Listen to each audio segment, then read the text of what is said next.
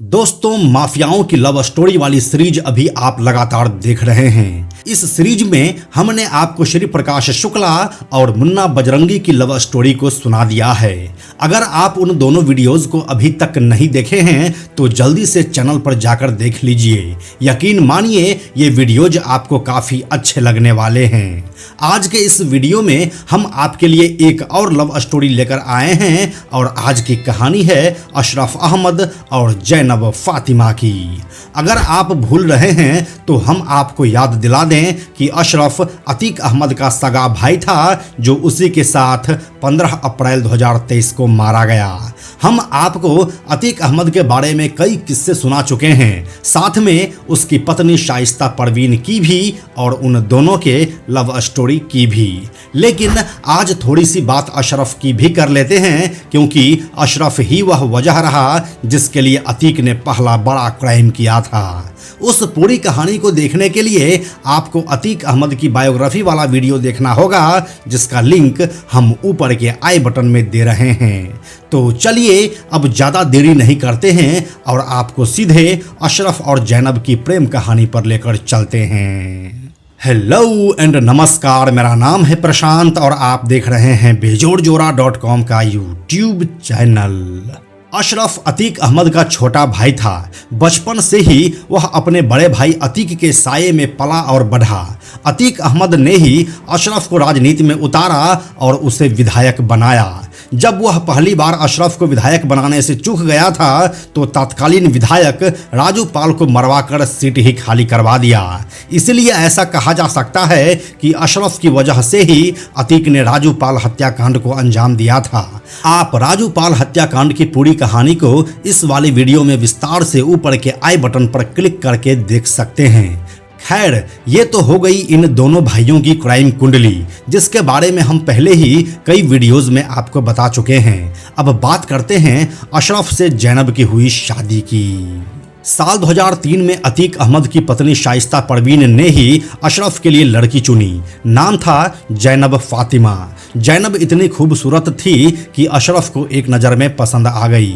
जैनब की खूबसूरती का न सिर्फ अशरफ दीवाना था, बल्कि उसका पूरा परिवार भी जैनब को बेहद पसंद करता था। लेकिन जैनब और शाइस्ता परवीन के बीच रिश्ते धीरे धीरे बदलने लगे। जब अशरफ और जैनब की शादी हुई थी तो अतीक अहमद के परिवार के साथ ही ये लोग भी रहने लगे। शुरू में तो सब कुछ ठीक था, लेकिन बाद में जैनब को यह लगने लगा था कि पूरा घर शाइस्ता परवीन के कब्जे में है, जिसके बाद वह शाइस्ता से हर बात में मुकाबला करने लगी थी। अशरफ और जैनब की जिंदगी में 2 बेटियां आई, जबकि अतीक अहमद के सिर्फ 5 बेटे ही थे। उससे बेटी नहीं थी। हालांकि अशरफ अपनी बेटियों को भी बेहद प्यार करता था, लेकिन उसका लगाव अतीक अहमद के बेटों से भी कम नहीं था। जैनब को लगता था कि उसका पति अशरफ अतीक अहमद के सामने कुछ भी नहीं है। जैनब के दिमाग में ये बातें घर करने लगी थी और वो अपने और अपनी बेटियों के लिए वही सब चाहती थी जो शाइस्ता परवीन के पास था,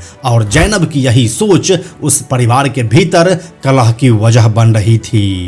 अशरफ अपनी पत्नी को बेहद प्यार करता था, लेकिन भाई अतीक से अलग भी नहीं रह सकता था। जैनब चाहती थी कि अशरफ अपना एक अलग गैंग बनाए। अशरफ ने इस पर काम करना भी शुरू कर दिया था। बाद में अशरफ और जैनब फातिमा अलग रहने लगे थे। अशरफ अहमद कारोबारियों से अलग से रंगदारी वसूलनी भी शुरू कर दी थी। ये उन दिनों की बात है जब अतीक अहमद साबरमती जेल चला गया था। तब गैंग की कमान अतीक अहमद की पत्नी शाइस्ता परवीन ने ले ली थी। अशरफ पूरी तरह से निश्चिंत था कि भाई के जेल जाने के बाद वो ही इस गैंग का मुखिया होगा, लेकिन शाइस्ता सब कुछ अपने कब्जे में ले ली और अपने बेटों के साथ मिलकर गैंग चलाने लगी। ये बात जितनी बुरी अशरफ को लग रही थी, उससे भी ज़्यादा यह बात जैनब को खाए जा रही थी। जैनब को अब यकीन हो चला था कि इस परिवार में उसके शौहर की हैसियत कुछ भी नहीं है। एक बार की बात है कि एक बार किसी कारोबारी ने एक लग्जरी कार शाइस्ता परवीन को गिफ्ट दी। इसके बाद अशरफ की पत्नी जैनब भी अपनी पति से वैसे ही कार की मांग करने लगी। पत्नी को खुश करने के लिए अशरफ ने उस कारोबारी को काफी धमकाया और उसने शाइस्ता जैसी कार जैनब को भी दी। इस तरह की कई घटनाएं अतीक अहमद के परिवार में हो रही थी। जैनब फातिमा अपनी जेठानी शाइस्ता को पसंद नहीं करती थी और ना ही शाइस्ता जैनब फातिमा को। अतीक अहमद के जेल जाने से इस परिवार के अंदर अब सब कुछ ठीक नहीं चल रहा था, लेकिन फिर भी अशरफ और जैनब में मोहब्बत इतनी ज्यादा थी कि वे दोनों शाइस्ता के हाथों का मोहरा नहीं बनना चाहते थे।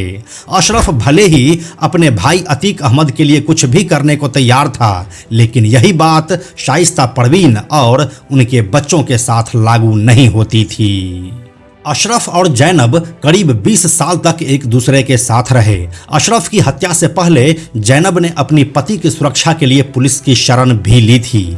इन मौके पर जैनब ने अपने पति अशरफ को कहा भी था कि तुम अतीक अहमद के काले साम्राज्य से अब दूरी बना लो, लेकिन एक अशरफ था जो अतीक अहमद के लिए कुछ भी करने को तैयार रहता था। इसीलिए आखिरी दिनों में जब मामला कोर्ट केस में उलझा और दोनों को सजा हुई तो इसके बाद से दोनों को साथ में रखा जाने लगा। इस दौरान शाइस्ता परवीन तो फरार रही, लेकिन जैनब ने पुलिस से कहा था कि उसके पति की हत्या हो सकती है। इसके बाद इसी साल अप्रैल महीने की 15 तारीख को अशरफ और अतीक पर मेडिकल चेकअप के लिए जाते समय हमला हुआ, जिसमें दोनों भाइयों की मौत हो गई। इस घटना के बाद यह बात भी सामने आई थी कि जैनब ने अशरफ की हत्या के लिए शाइस्ता के बेटे असद को दोषी माना था। जैनब फातिमा का यह मानना था कि अगर असद ने अपने गैंग के साथ मिलकर उमेश पाल का मर्डर न किया होता तो शायद उसका पति आज जिंदा होता। लेकिन अब अगर और मगर से कुछ फायदा होने वाला है नहीं और परिवार के बीच चल रही कशमकश में ही जैनब फातिमा की लव स्टोरी दम तोड़ चुकी है। तो यही थी अतीक अहमद के भाई अशरफ और उसकी पत्नी जैनब फातिमा की लव स्टोरी, जो पारिवारिक कलह की भेंट चढ़ गई। यह जानकारी आपको कैसी लगी हमें कमेंट सेक्शन में लिखकर जरूर बताइए। हमें आपके कमेंट्स का इंतजार रहता है। हम जल्दी मिलते हैं आपसे एक नए कहानी के साथ।